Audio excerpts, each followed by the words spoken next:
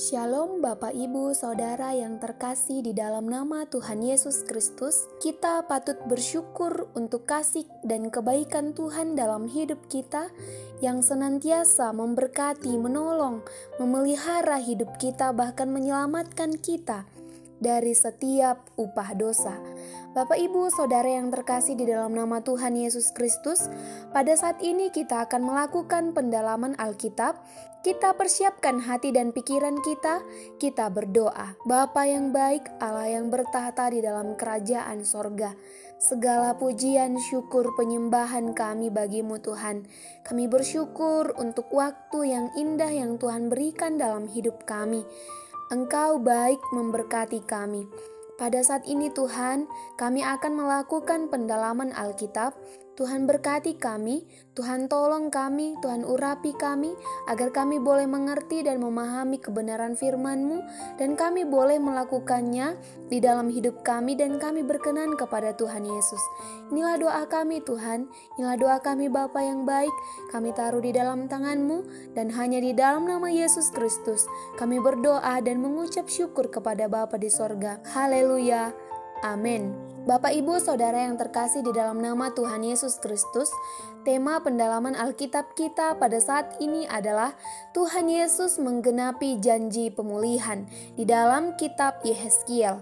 Pernahkah engkau berjanji? Seberapa banyak janji yang sudah engkau tepati? Adakah yang engkau ingkari janji itu? Di dalam dunia ini, semua orang tentunya pernah berjanji, dan pastinya ada yang mengingkari perjanjian itu. Tetapi ada satu pribadi yang tidak pernah mengingkari janjinya, yang selalu ditepati ataupun digenapi, yaitu Tuhan Allah. Setiap janjinya akan digenapinya.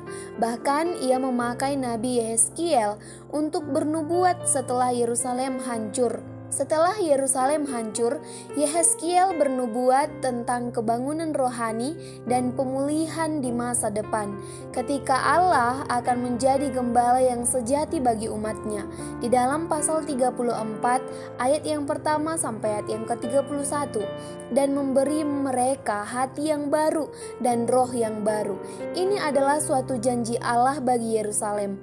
Bahkan kitab Yehezkiel ditutup dengan melukiskan bahwa pada akhir zaman bait suci, kota suci, dan tanah suci akan dipulihkan di dalam pasal 40 sampai 48. Suatu pemulihan akhir di masa depan yang mencakup penggenapan sempurna dari tujuan Allah bagi Israel, yaitu mengenai Mesias. Demikian juga Tuhan Allah menjanjikan menyelamatkan ataupun memulihkan orang-orang yang berada di dalam kuasa dosa. Dan janji itu sudah digenapi Tuhan Allah di dalam Tuhan Yesus. Tuhan Yesus datang untuk menggenapi janji Tuhan Allah, memulihkan manusia yang berdosa, memulihkan manusia yang rusak oleh karena dosa, dan menyelamatkan manusia yang sudah hancur oleh dosa. Dan semua itu hanya dapat dipulihkan oleh Tuhan Yesus. Janji itu digenapi, yaitu dengan menggantikan diri Yesus sebagai bayaran hutang dosa manusia. Tuhan Yesus memberikan seluruh hidupnya agar manusia berdosa beroleh keselamatan. Pemulihan yang dari Tuhan Yesus, dan satu hal yang harus kita pegang dan camkan di dalam diri kita, bahwa Tuhan Yesus datang untuk menggenapi pemulihan bagi orang yang masih berada di dalam kuasa dosa. Di dalam pendalaman Alkitab pada saat ini, ada beberapa pertanyaan yang perlu kita jawab. Yang pertama, siapakah yang dipulihkan oleh Tuhan Yesus? Yang pertama yang dipulihkan oleh Tuhan Yesus adalah orang-orang yang ada di dalam kuasa perbudakan dosa. Yang kedua, orang-orang yang bertahan mengalahkan kuasa dosa sampai pada akhir. Yang ketiga, Tuhan Yesus juga memulihkan mereka yang berada dalam penderitaan yang sangat sulit. Yang keempat, Tuhan Yesus memulihkan hati setiap manusia yang terluka oleh akibat dosa yang menyakitkan manusia. Dan yang kelima, Tuhan Yesus akan memulihkan keadaan manusia yang sudah rusak dan hancur oleh akibat dosa. Pertanyaan yang kedua, mengapa Tuhan Yesus memulihkan? Tuhan Yesus memulihkan karena Tuhan Yesus mengasihi manusia. Tidak ada alasan lain mengapa Tuhan Yesus menyelamatkan manusia. Intinya adalah Tuhan Yesus mengasihi manusia dengan sangat luar biasa. Bahkan dirinya dikorbankan untuk manusia yang dikasihinya. Tidak ada yang seperti Tuhan Yesus di bumi rela mati demi orang-orang berdosa. Itulah alasan yang paling kuat mengapa Tuhan Yesus memulihkan manusia. Kita juga bisa mengatakan Tuhan Yesus memulihkan karena Allah memberikan suatu perjanjian bagi umat manusia. Pertanyaan yang ketiga, bagaimana sikap seorang yang sudah dipulihkan? Sikap sebagai seorang yang sudah dipulihkan adalah seperti sang nabi tekankan, yaitu tanggung jawab pribadi setiap orang di hadapan Allah. Orang yang sudah dipulihkan Tuhan Yesus adalah menghargai pemulihan tersebut dengan cara mempersembahkan seluruh hidup untuk memuliakan Tuhan Yesus, Bapa yang ada di sorga. Artinya, manusia memberikan persembahan yang terbaik melalui sikap dan tindakan yang senantiasa memuliakan Tuhan Allah, tidak menjadi batu sandungan. Hidupnya senantiasa menghasilkan buah, yakni buah-buah roh, memiliki kasih, sukacita, damai sejahtera, kebaikan, kesabaran, kemurahan, kelemah lembutan, kesetiaan, dan penguasaan diri. Seseorang yang sudah dipulihkan juga mau membawa seseorang yang belum dipulihkan untuk Tuhan Yesus pulihkan. Pertanyaan yang keempat, bagaimana Tuhan Yesus melakukan pemulihan bagi orang berdosa?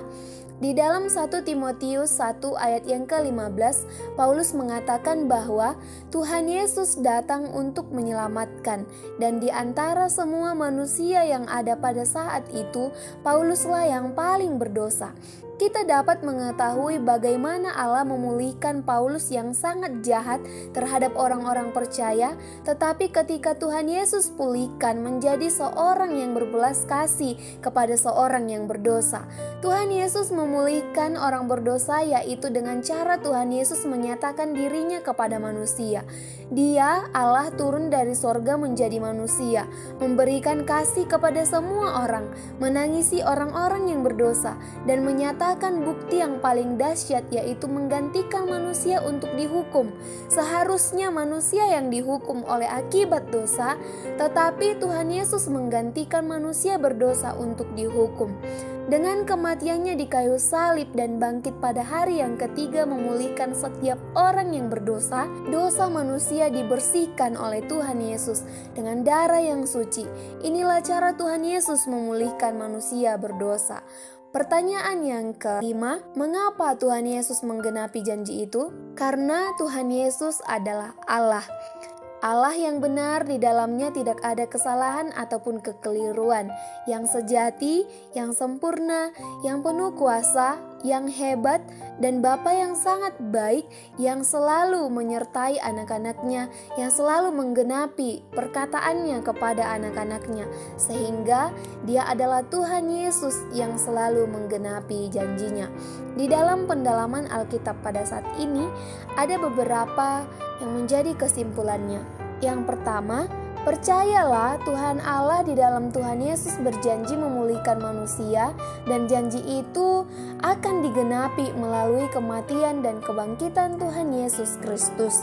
Yang kedua, ketika Tuhan Yesus sudah memulihkan keadaanmu dan keadaanku, maka yang menjadi tugas kita adalah memulihkan orang lain yang masih berdosa. Demikian pendalaman Alkitab kita berdoa. Terpujilah Engkau Allah kami yang hebat di dalam Yesus Kristus, Allah yang luar biasa. Kami bersyukur untuk janji-Mu yang Engkau genapi dalam hidup kami di dalam Yesus Kristus.